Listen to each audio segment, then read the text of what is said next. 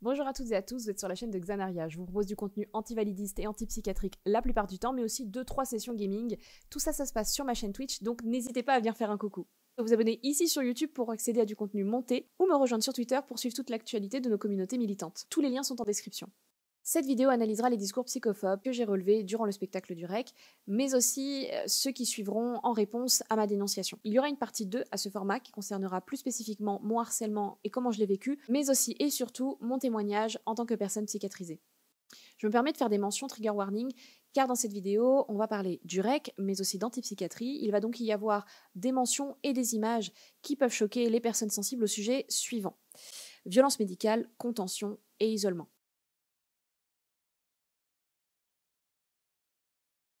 Le REC, ce sont donc les rencontres de l'esprit critique, un événement qui a lieu chaque année, qui a commencé l'année dernière. Je suis donc allée cette année-là, donc les 22 et 23 avril, à Toulouse pour aller voir de superbes conférences qui ont été faites durant ces 2 grandes journées, ces 2 grosses journées bien denses en conférences et avec des sujets en tout genre. Dans ces rencontres de l'esprit critique, il y a eu tout un tas de conférences. C'était génial. J'ai passé un super moment. J'ai pris tout plein de notes. J'ai appris tout plein de choses. Je remercie d'ailleurs notamment Elisabeth Fétit, que j'apprécie déjà de base pour tout ce qu'elle fait sur sa chaîne YouTube. Merci aussi d'avoir pu revoir encore Albert Moukaïber, que j'avais déjà vu au MK2 Bibliothèque, pour un sujet qui tournait justement autour de la santé mentale dans la pop culture. Découvrir Horizon Gueule, écouter sur scène Charlotte Barbier, donc de Langue de Chat, voir aussi Richard Monvoisin, dont j'avais regardé déjà tous les cours qui sont disponibles sur YouTube.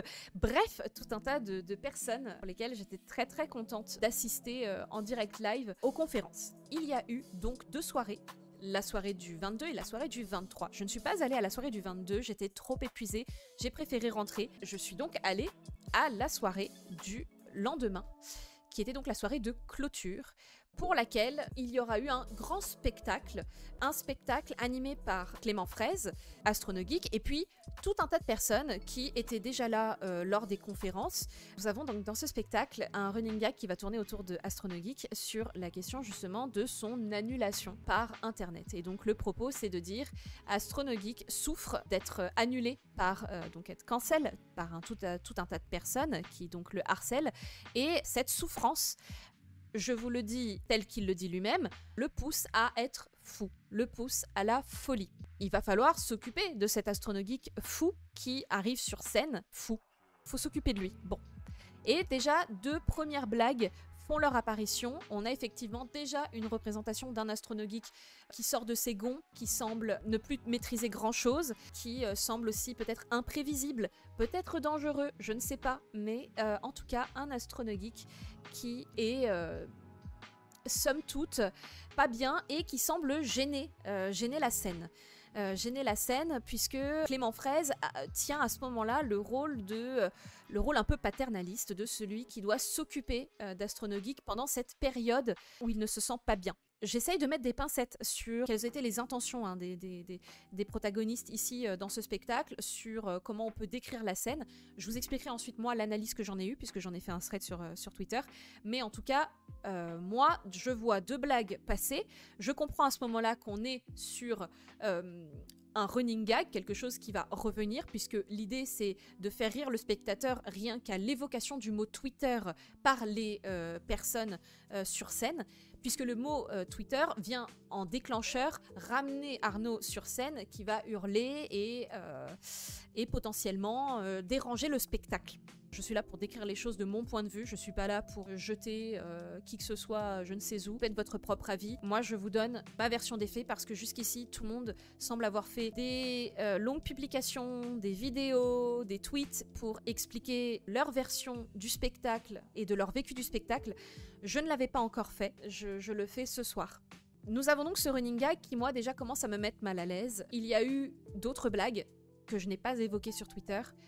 Il y a eu d'autres blagues qui m'ont mise mal à l'aise, notamment une blague sur les agressions faites aux femmes. Il y a eu aussi tout un projo avec l'ensemble des personnes complotistes décédées durant l'année. On n'était pas là pour vraiment faire une minute de silence, mais plutôt pour se marrer des morts, et la figure d'Astronogeek arrivait d'ailleurs pour clôturer cette projection. Par ailleurs, Astronogeek avait ce soir-là un logo sur sa tenue, tu fais bien de le rappeler, je ne l'ai pas mentionné, de la Ligue antifasciste de Nantes, référence à la récente dissolution de cette association de lutte contre le fascisme par Gérard Gérald Darmanin. Cet élément est aussi important. Moi, c'est pas l'élément que je vais analyser ici, puisque l'idée, c'est de vous expliquer en quoi je considère que ce qui s'est passé ce soir-là, c'était de l'humour psychophobe. Je ne dis pas que les personnes qui ont écrit ce sketch, ou du moins joué, même en improvisation, ce sketch, sont des personnes psychophobes. On n'est pas là pour qualifier qui que ce soit. Par contre, les faits sont psychophobes. Et je m'étais pas énormément exprimée sur les pourquoi du comment. J'ai tenté un petit peu de répondre aux tweets qui me tombaient dessus, et il y a eu beaucoup de choses qui me sont tombées dessus à la suite de ce tweet. Clairement, quand j'ai filmé et quand j'ai tweeté, je ne pensais pas qu'on en allait arriver là.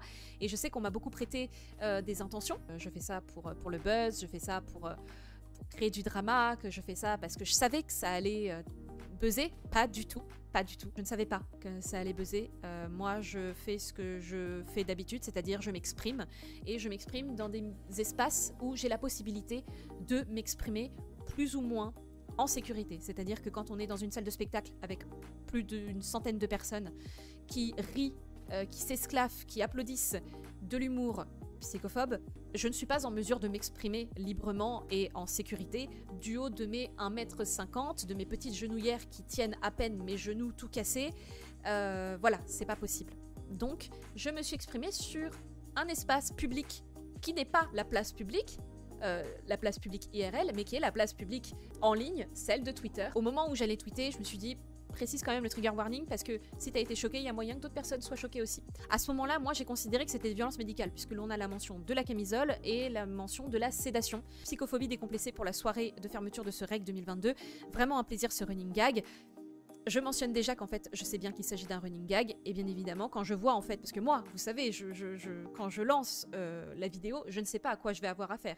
Et au moment où je filme, je le vois arriver avec une camisole. Imaginez, en plus de ça, là, j'ai de l'humour un peu, bon, psychophobe, mais je me dis, bon, ça va, c'est léger, on le fait passer pour la figure cliché stigmatisante du fou dangereux, imprévisible. Mais la camisole, je vous avoue que je m'y attendais pas. Donc, je vous passe rapidement la vidéo. Arnaud, il faut passer par le Porsche, Arnaud, il faut passer par le Porsche. Arnaud, il faut passer par le Porsche. Il t'a mis la chemise de nuit. Arnaud, c'est pas grave. Mathieu, si tu peux l'aider. Mathieu, on va aller Bon, et on le ramène. Je suis désolée, j'ai pas le... J'avais demandé à ce qu'on lui mette la demi-seringue. J'avais demandé à ce qu'on lui mette la demi-seringue. Donc potentiellement, en fait, on lui a pas mis une demi-seringue. Soit on ne lui a pas encore donné, soit on lui a donné trop, mais je crois que la surmédicalisation arrive ensuite. Mais là déjà, il était prévu de le sédater et ça n'a pas été fait. Et donc Clément rappelle sa médicamentation. Je ne sais pas de quel statut il le fait. Est-ce qu'il le fait depuis un statut de médecin ou est-ce qu'il le fait depuis un statut de proche aidant? Mais en tout cas, il y a quelqu'un qui doit sédater Astronogeek. On voit ici qu'il y a une posture d'Astronogeek de ne pas être maître de sa médicamentation, pour commencer. Et donc moi, quand je vois cette scène se passer, je me dis, bon, bah, il faut que je la tweete parce qu'en fait, c'est mon sujet, l'antivalidisme, c'est mon sujet, l'antipsychiatrie. Et ce que je vois là me choque. On va mettre les choses au clair. Je tweete de mon point de vue en tant que personne concernée par la psychiatrie et les violences psychiatriques. J'ai été hospitalisée par 2 fois sur un total de 3 mois. C'est rien comparé par exemple à ma sœur qui a fait déjà plus d'un an. Je pense qu'à son compteur, elle doit être à 1 an et demi d'hospitalisation. Et les violences psychiatriques, pour le peu de temps que j'y ai passé, eh ben, elles étaient pas mal, notamment avec de la menace de contention. Mais ça, on le verra, j'ai fait un petit thread là-dessus. J'ai une amie qui s'est faite contentionner, pour laquelle on ne retirait pas les contentions. Et puis j'ai, de toute façon, comme l'anecdote ne fait pas foi chez les sceptiques, je peux rappeler aussi qu'il y a tout simplement des rapports de la HAS, mais on a aussi des rapports des lieux de privation de liberté. Et dans ces rapports, il est bien précisé aussi que très peu de libertés sont respectées pour les usagers de la psychiatrie comme on les appelle. Donc ici déjà on voit qu'il n'est pas libre de prendre lui-même sa médicamentation, il n'est pas libre de se déplacer, il n'est pas libre de se mouvoir, de se déplacer parce qu'il veut se déplacer dans un espace qu'on lui refuse, à savoir la scène, et il n'est pas libre de se mouvoir puisqu'il est déjà contentionné, à savoir par la camisole étant une contention qui nous vient des asiles psychiatriques, c'est-à-dire de la période aliéniste, et durant cette période, on arrête. Alors, c'est pas juste on crée la camisole, c'est on arrête avec les chaînes. C'est-à-dire qu'avant, on enchaînait les fous. Ensuite, on les a mis sous camisole et on a arrêté ensuite l'usage de la camisole uniquement parce que les neuroleptiques ont fait leur arrivée sur le marché pharmaceutique. Et donc, les patients pouvaient être calmés directement par ingestion de neuroleptiques. Parfois, ça ne suffit pas. Et donc, la contention physique existe toujours, je tiens à le rappeler. La contention existe toujours, sauf que cette fois-ci, elle existe au travers de sangles. C'est un système en fait de sangles qui sont attachées à un lit, lui-même isolé dans une pièce que l'on appelle une pièce d'isolement. Si je ne me trompe pas, aujourd'hui, on n'appelle même plus ça une pièce d'isolement. On appelle ça une chambre de repos. Bref, c'est un autre terme pour pas te dire qu'en fait, tu vas passer plus de 24 heures seul, sans pouvoir te déplacer, te mouvoir, aller uriner, pouvoir voir l'heure pour pouvoir faire n'importe quelle activité, puisque tu es littéralement attaché de tes 4 membres, et ça à un lit dans une pièce où il y aura très peu de passages, on ne va pas forcément vérifier si tu as besoin de quoi que ce soit, où tu n'as même pas la possibilité en fait de te mouvoir assez pour pouvoir faire appel à la petite sonnette quand elles ne sont pas désactivées, parce qu'il paraît que des usagers utilisent trop la petite sonnette d'alarme et donc le personnel désactive les fameuses sonnettes. Vous n'avez pas non plus accès forcément à une horloge. Souvent, les chambres ont un petit fenestron, donc en fait, n'importe qui peut vous voir. Et puis, je tiens à préciser que je crois qu'on comptabilise environ une 40aine de morts sur 10 ans de la contention, parce que la contention peut tuer, tout simplement quand elle est mal faite, quand elle n'est pas surveillée. Ça peut mener à l'obstruction des voies respiratoires, à la chute du patient, voilà, à tout un tas de choses. À tout simplement aussi le fait de ne pas s'assurer de la bonne santé du patient et donc de le laisser dépérir dans cet état. Donc ça, là, je vous donne un petit peu le contexte de ce que c'est qu'aujourd'hui la contention. La camisole n'existe potentiellement plus, en tout cas la camisole telle qu'elle est représentée ici.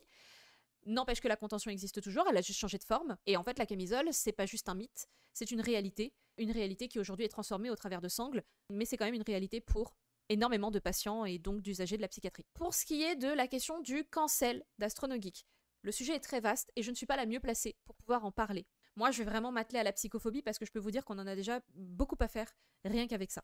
Donc, on a eu un petit couac sur cette scène-là, la première scène que j'ai filmée. Il y a un petit couac, Astronogeek s'est un peu échappé alors qu'il était contenu. On imagine bien qu'une personne qui est contenue, c'est expressément parce qu'elle est trop agitée, qu'elle peut être dangereuse pour elle-même ou pour les autres. Donc, si là, il arrive sur scène, c'est que plus ou moins, il s'est plus ou moins échappé du lieu où il devait être maintenu. Et je ne sais pas trop à quoi il fait référence quand il parle du Porsche. J'aurais bien aimé peut-être avoir plus d'informations là-dessus, mais les détails qui seront donnés a posteriori de ce spectacle ne reviendront pas sur ce type de propos. Donc moi, je tweete ça. Et puis ça commence déjà. Je commence à recevoir pas mal de notifications. Et en fait, moi, je continue de vivre le spectacle, c'est-à-dire que je ne regarde pas mon téléphone. Par contre, je garde mon téléphone et je constate que Astronogeek va revenir sur scène pour ce type d'humour.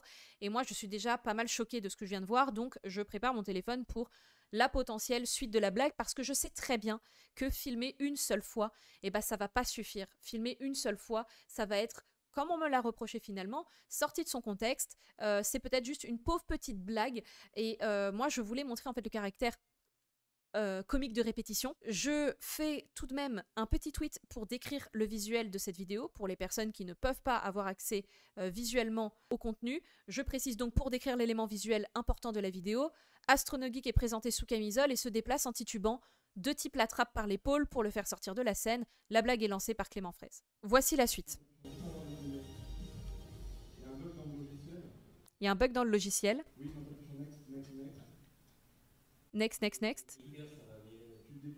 Là, ce qui se passe, c'est qu'on a d'un côté Clément Fraisse qui est occupé avec Internet, qui est en train d'annuler, de cancel Astronogeek. Et pendant ce temps-là, Astronogeek qui est sur scène, justement, qui est présenté, j'imagine, pour être annulé. Et à ce moment-là, on le voit, semblerait-il, imiter ce que c'est qu'une personne sédatée. Les yeux un petit peu hagards, un énorme sourire béat, et il dit à ce moment-là qu'il va mieux. Une piqûre, ça va mieux.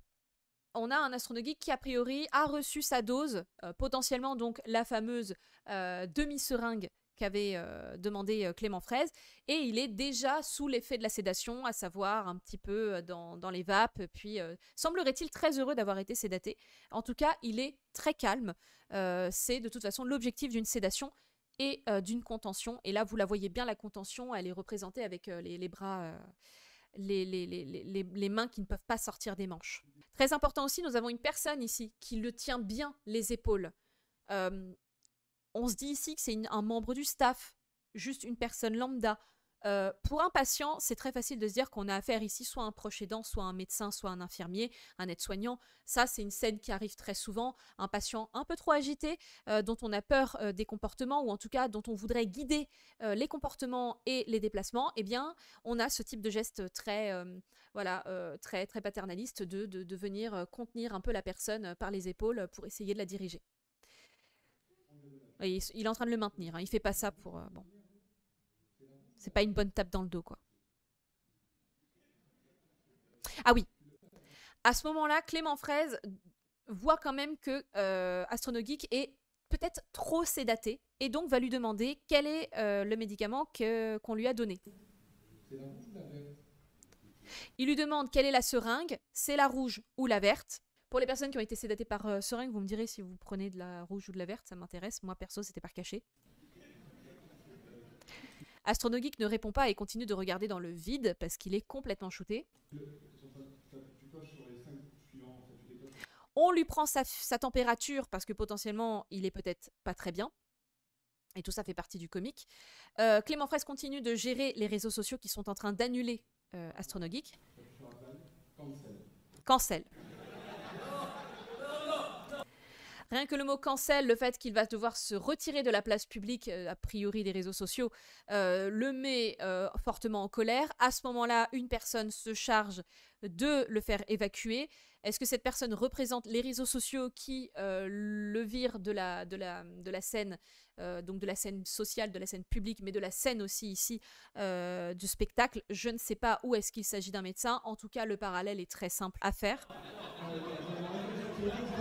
On lui fait non, je ne sais pas si du coup il communique à ce moment-là avec Clément et que donc ce n'est pas vraiment les réseaux sociaux, mais c'est plutôt quelqu'un qui est chargé de le virer de la scène. On l'entend hurler. Et vous savez quoi, moi, limite, la camisole, c'est peut-être le truc qui m'a le moins choqué, parce que autant que je parle un petit peu aussi de mes ressentis plus personnels sur la question, parce que jusqu'ici, je vous fais quelque chose d'assez... comment dirais-je, factuel, etc., un petit peu loin de toute émotion.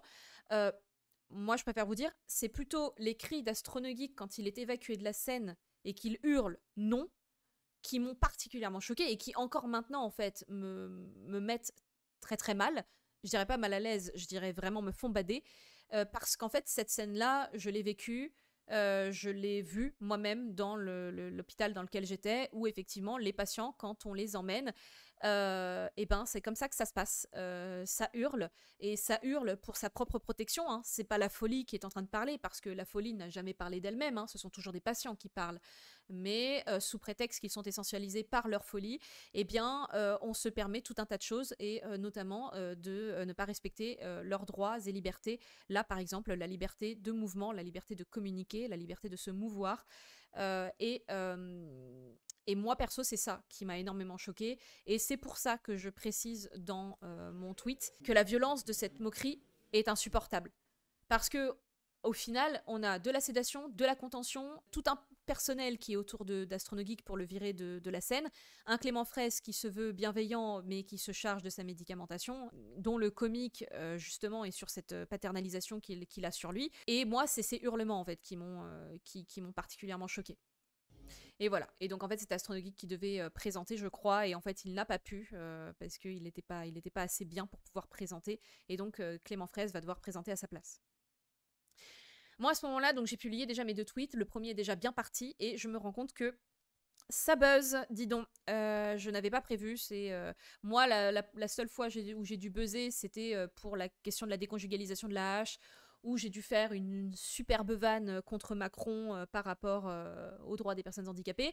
Pour une dénonciation, c'est bien la première fois et je commence déjà en fait à avoir tout un tas de réponses, des messages de soutien, des messages de personnes qui sont choquées. D'abord, je pense qu'il y a eu énormément de personnes choquées qui ont réagi. Et ensuite, petit à petit, tout un tas de personnes qui vont s'opposer en fait à ma dénonciation pour expliquer à quel point il n'y a pas lieu de s'insurger puisqu'il n'y a rien de grave ni de choquant. Tout ce drama, donc, on va l'appeler comme ça, puisque c'est comme ça qu'il est nommé par toutes les personnes qui ont été mises dans cette histoire. Le drama va arriver aux oreilles de Clément Fraise au moment où on arrive à la fin du spectacle et où il va devoir remercier tout le monde, etc. J'ai supprimé la précédente vidéo parce que j'y laissais des informations que Clément Fraise ne voulait pas que je laisse au grand public. Et je mets donc la version coupée, mais qui vous laisse un petit peu l'idée de la situation dans laquelle je me retrouve quand mon tweet buzz et que je me retrouve avec donc une personne sur scène qui potentiellement m'appelle à venir la voir après le spectacle. Et j'espère que la personne dans la salle qui a visé ses erreurs aura le courage, bien sûr, de nous dire tout ce qu'elle pense de nous à la sortie. Voilà, moi, ce à quoi je fais face au moment où le tweet s'enflamme. Je fais face à une personnalité publique qui se fait acclamer par toute la salle et qui commence déjà à me placer comme son ennemi numéro 1. Il a fallu donc, pour respecter la demande de Clément Fraise, que je supprime le tweet, donc j'ai plus là les messages de soutien, mais tout un tas de personnes, effectivement, à ce moment-là, comprennent que je me trouve dans une situation assez compliquée. Ajoutons à la violence du sketch la violence du fait de pointer du doigt quelqu'un devant tout le monde. Alors Clément me dira qu'il pointait la sortie. On va faire nos sceptiques. Hein. Moi, personnellement, je vais suspendre mon jugement. J'ai réellement envie de croire Clément quand il me dit que ce n'est pas moi qu'il pointe du doigt, mais il m'a expliqué par MP que c'est la sortie qu'il pointait. Si vous voulez, dans la diagonale, là, la sortie, bah, il aurait pas dû la pointer comme ça, il aurait dû la pointer comme ça. Mais je vais lui laisser le bénéfice du doute. Ce n'est pas moi, même si là on a vraiment l'impression que c'est moi qu'il est en train de pointer du doigt, mais donc la sortie. Et sachant qu'en plus de ça, il pointe du doigt non pas au moment où il parle de la sortie, mais il pointe du doigt au moment où il parle de la personne. Voilà, mais je vais pas faire mon Fabien Olicard, c'est pas le but. Tout un tas de personnes vont retweeter. Nous allons avoir notamment une personne, donc Dominique Vicacio, qui va retweeter, mais en taguant tout un tas de personnes, les sponsors, le REC. Et je pense en fait que tout est parti de là. Tout est parti de cette confusion qu'il y a eu entre mon tweet de dénonciation avec mes vidéos et la somme de tags que une autre personne a fait en voyant ma vidéo. Moi, à ce moment-là, je comprends en fait que a priori il y a eu confusion. Je décide d'aller voir Clément à la fin du spectacle. Déjà, ce qui va être intéressant, c'est qu'il y a 2-3 personnes qui vont finalement expliquer qu'est-ce qui leur a fait rire dans le spectacle. Et c'est ça déjà qui est intéressant, c'est de se rendre compte qu'en fait, ce qui leur a fait rire, c'est bien évidemment le caractère psychophobe de la vanne. Quand il fait une tête de gogol, les yeux écarquillés, et qu'on ne sait plus s'il a pris la pilule verte ou la rouge, ça c'est drôle. Tiens, c'est marrant, je croyais que le public... Bon, alors je fais un peu de cynisme, hein, parce qu'à un moment donné aussi, je sors de mes gonds. Je croyais que le public avait compris la dénonciation subtile qui était faite. Mais non, c'était bien l'attitude cliché du fou qui faisait rire. Pour ceux qui l'ont pas, gogol est une insulte psychophobe issue du mot mongolisme, appellation désuète et raciste désignant la trisomie 21, puisqu'on utilisait le terme de mongol pour désigner les personnes qui ont une trisomie 21 sur simple prise en compte des critères physiques de la trisomie 21, ou en tout cas des traits les plus stigmatisés de la trisomie 21, et comme ce sont des traits qui rapprochent de l'imaginaire d'une personne asiatique, eh bien, pourquoi pas parler de mongol. Voilà, et donc en fait, on parlait de personnes qui étaient atteintes de mongolisme, des mongols. Donc ça donne ensuite le terme gogol, hein, qui est un dérivé, et tout ça, bien évidemment, c'est complètement psychophobe, en plus d'être raciste, comme je viens de vous le montrer, parce que ce sont des termes qui sont là pour critiquer les capacités intellectuelles, les capacités mentales, les comportements d'un individu. Souvent, quand on parle de mongol ou de gogol, c'est pour rappeler une déficience intellectuelle, par exemple. Et donc ça, bien évidemment, c'est psychophobe. Ce qui fait rire dans ce sketch, pour cette personne du public, c'est bien donc le ridicule obtenu par les clichés psychophobes de la déficience intellectuelle, parce que peut-être que vous ne le savez pas, mais la déficience intellectuelle n'est pas un diagnostic. La déficience intellectuelle est une détection qui passe par un test qui s'appelle la VICE. L'idée, c'était de détecter les enfants qui seraient mauvais à l'école. Donc, en fait, toute la base de cet examen est faite sur les compétences que l'on est censé avoir pour réussir à l'école, ou en tout cas pour pouvoir suivre le cursus scolaire. Et donc, tout enfant qui ne passerait pas les tests serait rangé dans la catégorie de la déficience intellectuelle, c'est-à-dire à partir de 2 écarts types de la moyenne qui est toujours à 100. Et à ce moment-là, on va parler de déficience intellectuelle, on va parler de retard mental, on va parler de débilité, on va parler de tout un tas de mots que vous connaissez bien et qu'on utilise très souvent dans le langage courant pour ridiculiser, dénigrer un individu sur base de son discours, sur base de sa réflexion, de sa logique. On part du principe très stigmatisant, très cliché et très faux que le discours, la réflexion, la façon de penser d'un individu dépend de son intelligence. Intelligence qui ne peut être que détectée que sur cette fameuse Weiss, sur cette fameuse échelle de Wechsler, ce qui est faux. C'est un test qui est classiste, qui est raciste et qui en plus est malheureusement validiste, puisque il suffit que vous ayez un trouble de la motricité pour qu'on vous déclare déficient dans une des épreuves qui nécessite de manipuler des cubes, parce que ce genre de critères ne sont pas pris en compte pour calculer le fameux quotient intellectuel. Mais il est aussi donc classiste et raciste, puisqu'il faut avoir une base culturelle française pour passer les tests en France, puisqu'il y a un test de culture générale qui est passé, il y a aussi un test verbal qui est passé. Dans les questions que vous avez notamment sur la BD franco-belge. Moi je me souviens que j'ai eu Yourcenar, enfin bref. Tout ça pour dire que la déficience intellectuelle, ça fait partie des détections qui sont très stigmatisées, et vous le savez aujourd'hui, ce test de la Weiss 4 est utilisé surtout pour les personnes qui souhaitent savoir si elles sont au potentiel. On voit là le classisme et l'élitisme d'une telle détection, qui n'est pas un diagnostic, je le rappelle, mais bien une détection d'un coefficient intellectuel selon les critères qui ont été sélectionnés. On voit bien qu'il y a beaucoup d'élitisme là-dedans, puisqu'aujourd'hui on a deux populations. On a celle qui va être au potentiel et qui va pouvoir jouir d'une détection qu'elle va prôner comme un diagnostic qui n'est pas, et qui va pouvoir se sortir en fait de la psychiatrie tout en se disant faisant partie du groupe des personnes qui ont des difficultés psychologiques à cause de leur trop grande intelligence. Et l'autre groupe, ce sont les personnes qui vont être catégorisées dans la déficience intellectuelle et qui, je vous le rappelle, subissent de la ségrégation dès la détection, souvent donc dès l'enfance. La ségrégation commence à l'école, elles vont partir en institution, elles ne vont pas pouvoir accéder à un emploi au marché du travail ordinaire, et bien souvent vont finir exploitées dans ce que l'on appelle les ESAT. Ce sont des établissements où les personnes sont payées en dessous du SMIC, qui vont pas travailler sous le code du travail, et qui vont travailler autant qu'un salarié ordinaire, mais vont rester en fait enfermées dans des lieux où elles vont faire de la manutention, etc. Notamment par exemple faire à manger pour des hôpitaux d'à côté, du coin. Bref, des gens qui n'ont pas beaucoup de droits et qui vont être exploités toute leur vie sous prétexte qu'elles sont handicapées. Donc voilà pour la ségrégation de ces enfants puis adultes qui sont catégorisés dans la déficience intellectuelle. Pour ce qui est des ESAT, il y a un livre d'un journaliste qui est allé enquêter et qui a parlé avec plein de personnes qui ont témoigné sur la question handicap à vendre. Resteriez-vous 7 heures à trier des vis? Oui. Et donc c'est une enquête qui a été menée par Thibaut Petit. Maintenant, je vais vous reprendre mes tweets que j'ai fait par rapport à ce que Fantine a sorti comme thread pour justifier après coup le spectacle. Donc là, elle fait toute l'explication sur en quoi c'était compliqué de faire ce spectacle. Je vous passe le contexte de la création du spectacle parce que ce n'est pas le sujet. Le sujet, c'est les propos psychophobes qui ont été énoncés et leur caractère psychophobe. Parce que l'idée, c'est pas de savoir si c'est grave ou pas d'avoir été dans un discours psychophobe. C'est pas ça. Le fait qu'il y ait eu de la fatigue avant ou quoi, c'est pas le sujet. Le sujet, c'est de reconnaître en fait que les propos étaient psychophobes, le caractère des propos était psychophobe, et qu'il faut décortiquer tout ça et comprendre pourquoi c'est psychophobe. À ce moment-là, je sais que je réponds à Fantine qui dit que je fais pas mention de la réplique de Clément. Non, je ne fais pas mention, parce que quand je décris les éléments importants de la vidéo, c'est parce qu'en fait je fais une description pour les personnes qui ne peuvent pas voir la vidéo. Je ne fais pas une description pour dire regardez ça, c'est ça qui est important. Mais c'est pas grave, elle est peut-être pas au courant qu'il est important quand on publie des photos et des vidéos de faire des descriptions du contenu pour que les personnes qui ne peuvent pas voir les images ou les vidéos puissent se référer à ces textes alternatifs. Elle, par contre, elle précise qu'il faut faire mention de « j'avais demandé à ce qu'on lui mette la demi-seringue, c'est pas grave ». Pour elle, c'est important. Pour moi, c'est vrai que c'est important aussi, mais je crois qu'on n'a pas affaire à ce moment-là à la même interprétation du propos. Ce qui semble être problématique selon elle, mais elle ne l'explique pas clairement, en effet, et c'est pour ça que je vais l'expliquer ensuite, c'est la contention physique. Mettons les choses au clair, ce qui est mimé ici, c'est une contention physique. Le terme camisole est banni du domaine psychiatrique. Fantine ici souhaite très certainement, en toute bonne foi, nous expliquer ce que c'est que la camisole, ce que c'est que la contention, et quels sont les termes qu'il faut utiliser et qu'il ne faut pas utiliser.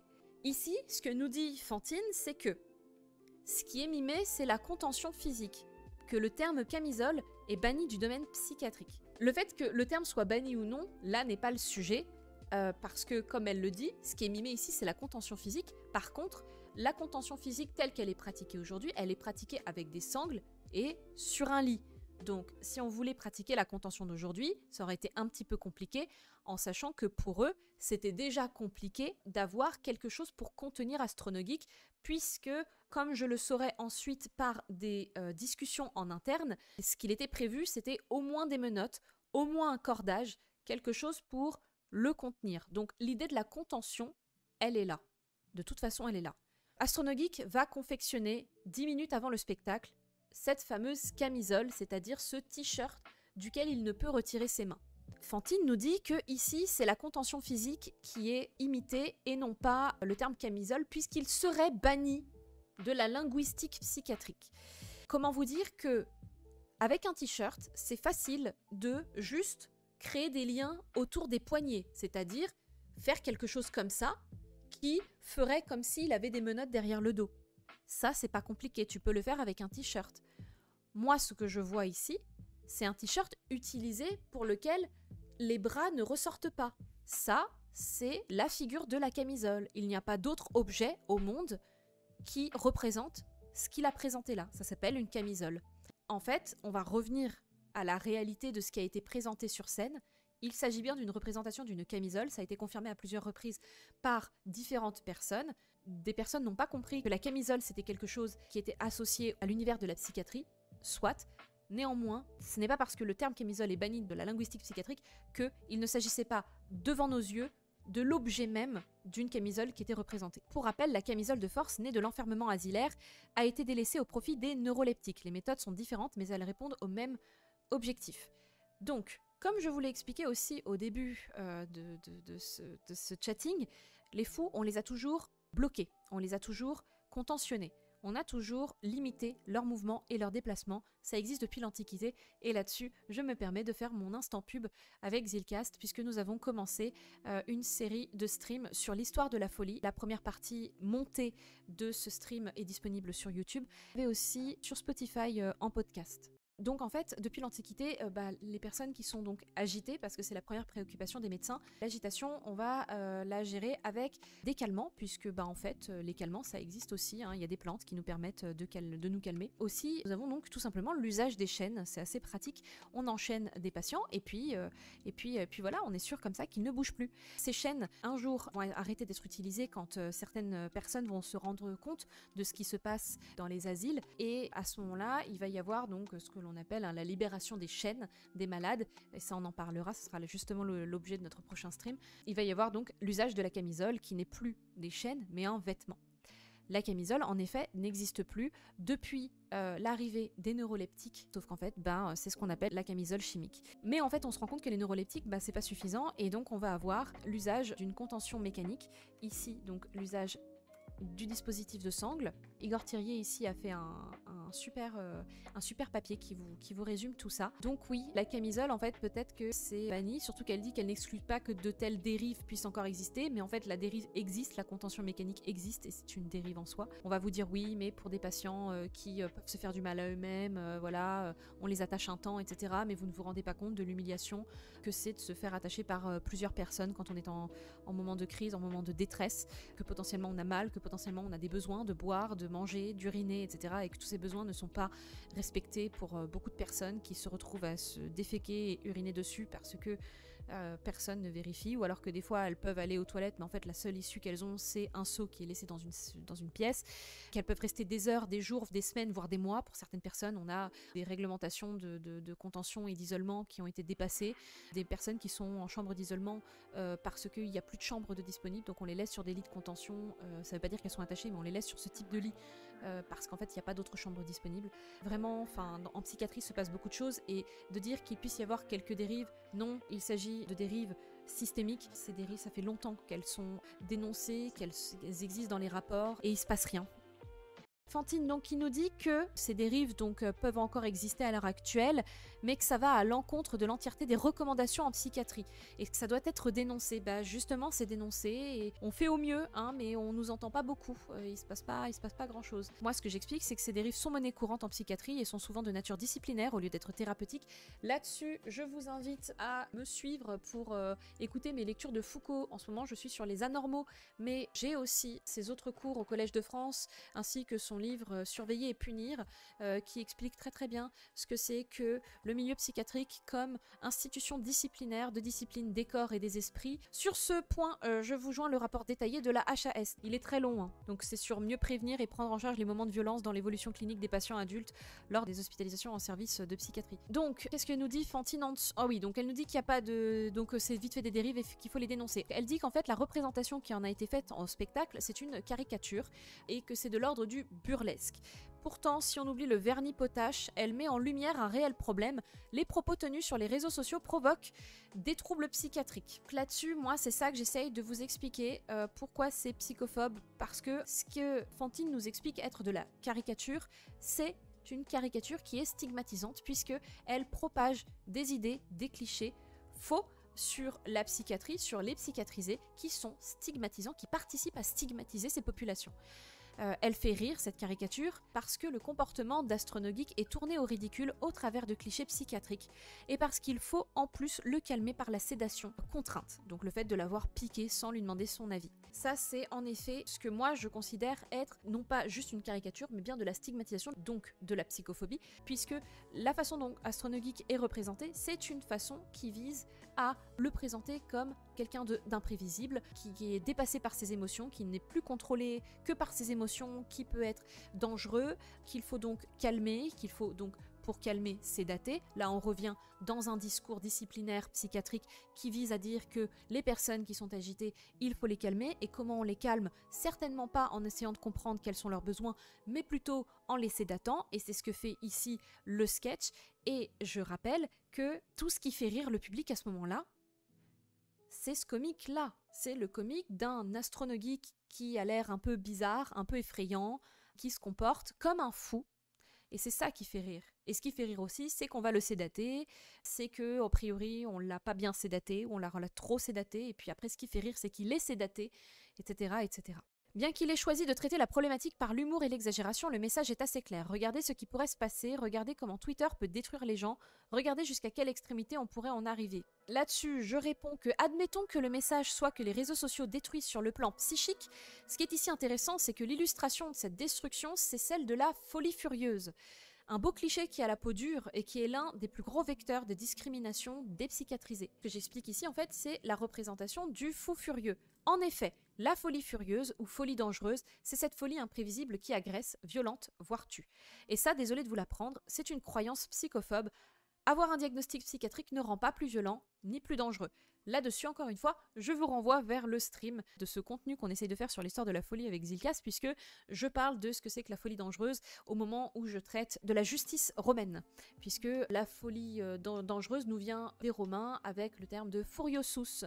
Et là-dessus, n'hésitez pas donc à aller voir la vidéo qu'on a linkée plus haut. Qu'est-ce que c'est que la folie dangereuse? Qu'est-ce que c'est que la fureur? Qu'est-ce que c'est que... Pourquoi en fait parler d'une personne furieuse, de parler de folie dangereuse et de folie furieuse, c'est exactement faire le jeu psychophobe de considérer que les personnes qui sont violentes et qui sont dépassées par leurs émotions sont des personnes qui sont psychiatrisées et qui ont besoin d'un diagnostic et de traitement. Les personnes psychiatrisées ne sont pas plus violentes que la population en général. Bien au contraire, elle est d'ailleurs bien plus victime que coupable. Cette double lecture n'a pas été comprise par Xanaria, ce n'est pas grave, elle a réagi sous le coup de l'émotion comme beaucoup depuis. Bon. Voilà, c'est normal, hein, mes émotions parlent à ma place, je ne suis pas capable de construire un discours cohérent et sensé parce que je suis trop dans l'émotion. Bon, vous le connaissez, hein, vous le connaissez cet argument, j'ai pas besoin de l'expliquer. Je ne l'ai pas dit ici, mais moi en fait je vais le rajouter comme ça à l'oral. Moi ce que j'aurais trouvé plus intéressant par exemple, si l'on voulait partir sur cette idée de la cancel culture qui détruit des personnes, pourquoi pas, si on veut partir sur la psychiatrie, parler de dépression. Il semblerait plus logique qu'une cancel culture aboutisse à des personnes en dépression qu'à des personnes folles dangereuses à sédater. Après, là, c'est chacun sa lecture, hein, j'ai envie de dire. chacun vient piquer ce qu'il a envie de l'imaginaire sur la psychiatrie pour en faire son spectacle. Deuxième extrait vidéo de 45 secondes. Astronogeek est au pupitre avec 12 par seconde. Il dit sans bien articuler « Une piqûre, ça va mieux ». Le public rit. Clément s'enquiert immédiatement. « Ça va, c'est la rouge ou la verte qu'on t'a donnée ?»« Les deux ». Le public rit. Clément gère un incident technique jusqu'à prononcer le mot « cancel ». Le public rit. Avant même qu'Astronogeek n'ait pu commencer à jouer un malaise, le public rit. Xanaria ne développe pas ici non plus. Quel est le problème? Je me permets donc d'expliquer pourquoi c'est très réussi. Là, ce qu'elle explique, c'est que Astronogeek a bien reçu 2 piqûres au lieu d'une. Et ensuite, le mot cancel va être prononcé et on va le virer et il va hurler, mais ça, elle le dit même pas. Voilà l'explication de Fantine là-dessus. Il dit aller mieux avec les piqûres, ce qui semble être un plaidoyer en faveur de la contention médicamenteuse.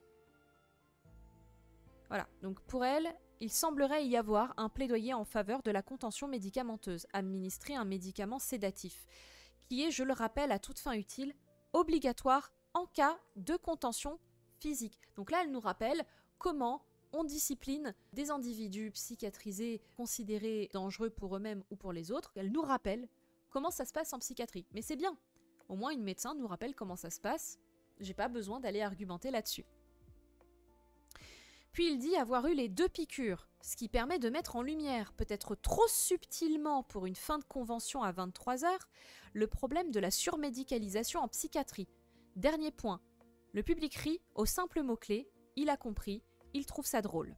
Nous avons donc un astronogeek qui souffre de la destruction des réseaux sociaux et qui, en solution psychiatrique, se voit mettre une camisole de force et sédaté pour ensuite être de nouveau exclu de la scène. À quel moment ceci plaide en la faveur du shoot au neuroleptique? Je ne vois pas à quel moment une personne, parce que j'essaye vraiment d'aller dans leur sens, c'est-à-dire d'aller dans le sens de leur spectacle. Leur spectacle dit, nous avons une personne qui souffre d'avoir été cancel par la culture woke, cette personne mérite que on la contentionne par la camisole ou par une autre contention. On peut même enlever le terme camisole, on peut même bannir le terme camisole de notre propre vocabulaire et juste dire la personne doit être contentionnée et sédatée. C'est comme ça qu'on doit aider une personne en détresse à cause des réseaux sociaux. Bon, juste après nous avoir expliqué qu'il s'agissait d'un plaidoyer, voilà qu'il s'agit en fait aussi d'une critique de la surmédicalisation. Étrange, parce que Clément, lui, dit qu'il s'agissait surtout de faire de l'humour borderline, façon Molière, qui tape sur les gros. Toute la description que nous fait Fantine, c'est sa vision du spectacle. Et c'est bien qu'elle l'ait exprimée, parce que on peut se rendre compte à ce moment-là que le discours de Fantine n'est pas du tout celui de Clément, et n'est pas du tout celui d'Astronogeek, et ne sera pas du tout celui de Penseur Sauvage, et n'est pas du tout le mien non plus. En fait, ce spectacle a été interprété de différentes manières par différentes personnes. Personne n'arrive à se mettre d'accord sur qu'est-ce qui était dénoncé, quel était le propos, qu'est-ce qu'il fallait en dire, etc., etc. Je vous avoue que j'ai été un petit peu gênée avec cette description de Fantine sur la question du plaidoyer et puis ensuite de la dénonciation de la surmédicamentation, parce que les gens ne rient pas jaune dans la salle. On ne rit pas jaune. On n'est pas là en train de se dire « Ah, c'est vrai quand même que piquer des gens, c'est pas très bien. » C'est pas ça qui fait rire. C'est pas du tout ça qui fait rire. Et comme on le voit, ce qui fait rire, comme l'ont dit d'autres personnes sur Twitter, c'est le comportement gogol d'Astronogeek qui fait rire. C'est le fait qu'il hurle, c'est le fait qu'il est attaché, c'est le fait qu'on doit le piquer et que Clément essaye d'être bienveillant avec lui et qu'il sait pas trop quoi faire de lui et qu'il a envie de le virer de la scène et en même temps il a envie de l'aider mais il s'y prend pas très bien ou alors d'autres gens s'y prennent mal parce qu'ils l'ont trop sédaté. Bref, là-dessus donc, quand je parle de Clément qui dit qu'il s'agissait surtout de faire de l'humour borderline, c'est en fait ce qu'il m'a dit juste après le spectacle. C'est la discussion que j'ai eue avec Clément. C'était pour lui de faire de l'humour à la Molière et que si je n'apprécie pas son sketch, alors je n'ai pas de raison, je sais pas, d'acclamer l'humour de Molière. C'était ça qu'il me disait, c'était que si je fais offense à son spectacle, je fais offense à Molière, à l'art de Molière. Et en fait, pour Clément, c'était ça qu'il voulait faire du South Park, il voulait faire du Molière. Donc en fait, il fallait bien tourner quelqu'un au ridicule. Et ce que je ne comprends pas, c'est que si la critique, et franchement, je vais être de bonne foi, hein, si la critique c'était les réseaux sociaux, pourquoi c'est pas les réseaux sociaux qu'on a tourné au ridicule ? Pourquoi c'est Astronogeek, la victime, qu'on a tourné au ridicule? Et pourquoi ce ridicule se base sur la figure du fou dangereux, qu'on sédate et qu'on contentionne? Pendant la discussion que j'ai eue avec Clément, il m'a apporté 2 personnes handicapées. Il m'a dit d'abord, j'ai une personne handicapée qui est venue me présenter sa carte d'invalidité pour me dire qu'il n'avait pas été offensé par l'humour. J'ai une carte CMI moi aussi, et je vais bientôt aussi l'avoir, ma carte d'invalidité. D'ailleurs, je suis bientôt en invalidité de travail, je suis en mi-temps thérapeutique, ça fait bientôt 1 an. Moi aussi, je suis concernée par la situation du handicap, et par contre, moi, j'ai été choquée. Et ensuite, une autre personne, a priori un homme autiste, va dire bah moi, je suis autiste et ça ne m'a pas choquée. Bah, ça tombe bien, moi aussi, je suis autiste et j'ai été choquée. Donc, là-dessus, bon, bah malheureusement, j'ai répondu à Clément, on peut aller nulle part avec ce genre d'argument. C'est pas parce que tu vas me trouver des handicapés qui vont te dire que eux, ça les a pas dérangés, que ça annule ce que j'ai ressenti et le caractère psychophobe de ta vanne. Le comique de répétition est réussi. Voilà comment on fait passer des messages simples par l'humour. Les réseaux sociaux peuvent tuer. On ne l'aura pas vu. On n'aura pas vu un astronogeek en danger de mort. Les médicaments en psychiatrie sont utiles. On a une promotion de la médicamentation telle qu'elle est pratiquée dans les hôpitaux psychiatriques. En hôpital psychiatrique, il y a aussi une surmédicamentation. Et ça, je vous lirai mon thread là-dessus parce que j'en parle, parce que moi-même, j'ai subi cette violence-là et qu'elle a été loin de là utile pour moi. Au contraire, elle m'a mise en danger. Et je me permets, parce que j'ai son accord, donc ça c'est la minute violon, mais parce que émotionnellement c'est difficile de vous le dire, mais la psychiatrie a mis en danger la vie de ma propre sœur. Puisque la psychiatrie a mis ma sœur sous neuroleptique quand elle s'est retrouvée psychiatrisée chez eux, et à cause des neuroleptiques dont on sait que l'un des effets secondaires c'est la désinhibition, et notamment la désinhibition face au risque, face au danger, et donc face à la mort, ma sœur a fait une tentative de suicide avec les neuroleptiques et s'est retrouvée de nouveau, d'abord par les urgences parce qu'il fallait qu'on la sorte de là, et ensuite rebelote en psychiatrie. Pour moi, vous comprendrez que quand on me dit les réseaux sociaux peuvent tuer, les médicaments en psychiatrie sont utiles, mais parfois mésusés, il me fait mal, vous voyez. 1 minute pour faire passer 3 messages de prévention. Eh bien je suis désolée, la prévention ne passe pas par 1 minute d'un sketch tel qu'il a été fait là. Un message de prévention, ça passe par, pour moi, potentiellement 2 heures de live où je vous explique tout ce que je vous explique là, et énormément de recherches en amont, énormément de recensements, de témoignages pour vous expliquer ce que c'est que la psychiatrie concrètement. Et je ne suis pas la seule à dire que la psychiatrie met en danger énormément de psychiatrisés, prive de liberté les psychiatrisés. Ce que je vous raconte vis-à-vis de ma sœur, on les a, les psychiatrisés qui ont été sortis de l'hôpital parce qu'on les croyait stables. En fait, c'est parce qu'il n'y avait plus de lit. Et au final, le psychiatrisé s'est suicidé ensuite une fois chez lui. On les a, les témoignages, on les a, nos morts, on les a, ces psychiatrisés qui sont emmenés en contention juste parce qu'ils ont été... ils ont voulu revendiquer leurs droits vis-à-vis du personnel médical. Ils l'ont fait en haussant le ton, on leur a fait du tone policing et ils ont fini isolés. Quand vous faites une crise, moi-même, j'ai été menacée. J'ai pas été aidée et j'ai été sédatée. Bref, tout ça, je le raconte. Moi, j'ai beaucoup cru aux médecins jusqu'à ce que ça me détruise. Mais moi, l'alliance thérapeutique, j'y étais à fond. Hein.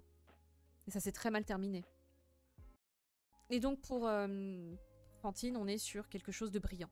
Là-dessus, elle va me reprocher l'outing. C'est la raison pour laquelle j'ai supprimé une partie de la vidéo. Enfin, que j'ai supprimé en fait mon tweet où il y avait la vidéo entière et que je l'ai cutée et que je l'ai refaite.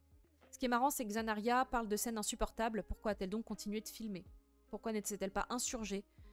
Ou n'est-elle pas partie? Donc là, je vais faire mon droit de réponse. Même si je crois que j'ai fait aussi un tweet là-dessus. Ce qui est marrant, c'est que c'était insupportable. Et que moi, il y a beaucoup de choses que j'ai vécues qui étaient insupportables. Et ben, quand je me suis insurgée, on m'a dit où sont les preuves. Donc maintenant, quand quelque chose est insupportable, je filme. Pour avoir des preuves, pour pouvoir me prémunir. Et je pense que si j'avais fait ce tweet sans les vidéos, ça n'aurait pas été du tout la même chose. Et je pense que mon cas aurait été beaucoup plus aggravé. Parce qu'aujourd'hui, il faut des preuves quand on est victime. Parce que ça suffit pas de dire j'ai subi telle ou telle chose et j'en ai subi tel et tel dommage. Maintenant, il faut filmer. Donc, j'insiste. J'ai continué de filmer parce qu'il était important que je documente ce que je racontais, que je donne le fait qui relate ma dénonciation, que chacun puisse se faire son avis. Quand bien même ce serait sorti de son contexte, il n'y a pas besoin de contexte pour justifier une quelconque oppression, un quelconque discours oppressif. Il n'y a jamais de contexte au sexisme, il n'y a jamais de contexte À l'homophobie, il n'y a jamais de contexte. À la psychophobie. Pourquoi ne s'est-elle pas insurgée? Je me suis insurgée. Dans un espace où j'étais à peu près en sécurité. Comme je vous l'ai dit, je me suis insurgée sur Twitter, qui est un espace public sur lequel je sais qu'au moins on ne pourra pas attenter à ma personne physiquement. Ou même verbalement. Directement, on s'entend. Et pourquoi n'est-elle pas partie? C'est marrant, il y a des gens qui sont partis. Trotsky, par exemple, a fait partie des personnes qui ont dégagé à un moment donné parce que c'était trop. Et pas que la psychophobie d'ailleurs, hein. Tout ce que je vous ai raconté avant, parce qu'il y avait d'autres vannes qui n'étaient pas drôles du tout. Et pourquoi je ne suis pas partie? Premièrement, comme je l'ai dit, je documentais. Deuxièmement, parce que je trouve ça irrespectueux de partir en plein milieu d'un spectacle. Je préfère regarder jusqu'à la fin. Troisièmement, parce que je pense que si j'étais partie entre-temps, on m'aurait dit que j'étais pas restée jusqu'à la fin et que j'aurais pas eu les infos nécessaires pour critiquer correctement. Donc là, au moins, c'est quelque chose qu'on peut pas me reprocher. Mais bon, vous le voyez, on est toujours perdant dans ce genre d'histoire. Que je parte ou pas, finalement, je pense que j'aurais perdu. Et puis pourquoi je suis pas partie aussi? Parce que je suis handicapée, qu'il n'y a pas d'espace correct. J'aurais dérangé tout un tas de gens pour pouvoir me déplacer et sortir. Parce que qu'est-ce que j'aurais fait ensuite quand je serais partie? J'ai des difficultés à me déplacer. Il aurait fallu que j'attende les personnes pour m'accompagner, pour descendre les escaliers ensuite, pour aller prendre un Uber. Enfin bref, vous voyez un peu le... Enfin bref, il y a un truc tout con, ça s'appelle la stupéfaction. C'est-à-dire qu'on assiste à un truc et on est en train de se demander si ce qu'on est en train de voir, c'est vrai. Et je vais faire de la philo ou de la psycho de comptoir.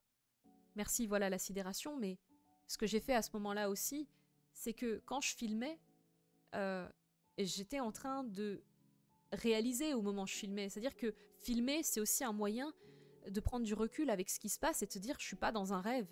Et surtout pour une personne qui se dissocie énormément comme moi, bah, la preuve filmée est une preuve qui nous permet de nous ramener à la réalité, à de se dire « ah oui, en fait, là, il s'est passé quelque chose de grave, j'en ai la preuve, c'est pas dans ma tête ».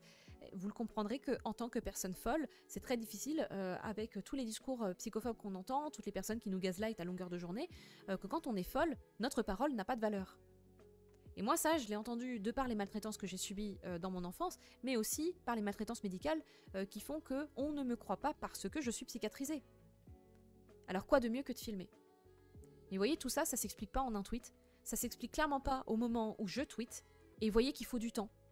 Il faut le temps de se remettre de ses émotions, il faut le temps de pouvoir streamer et de pouvoir en parler de vive voix.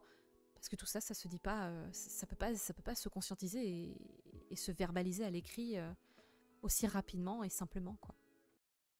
Donc là, en fait, j'ai mis des... Parce qu'à un moment donné, il y a quelqu'un qui nous demande des sources. Vous les connaissez, hein, ces zététiciens qui demandent des sources quand on explique des choses qui semblent aller de soi. À savoir que les stéréotypes augmentent la culpabilité et retardent les prises en charge. Donc oui, ce qui s'est passé là dans ce type de vidéo, ça peut tuer au final parce que ça participe à la stigmatisation et donc à tuer des gens.